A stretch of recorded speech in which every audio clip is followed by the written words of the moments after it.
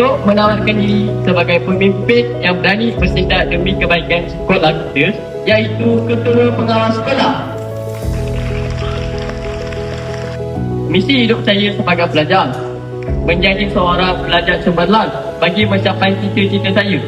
Selain itu, saya juga aktif dalam bidang sukan, terutamanya dalam permainan bola sepak.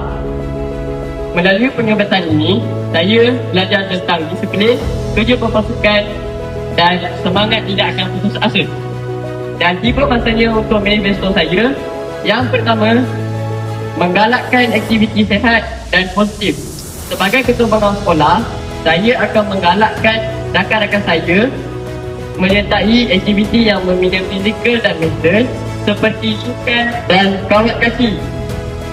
Manifesto yang kedua, mengurangkan jurang pergaulan dalam kalangan pelajar.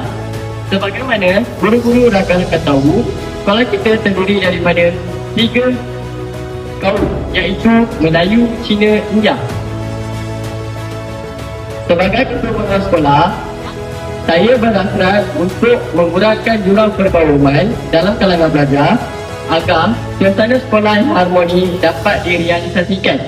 Pengawas take in charge. Saya ingin memperkasakan peranan pengawas untuk memimpin dan mengendalikan program sekolah.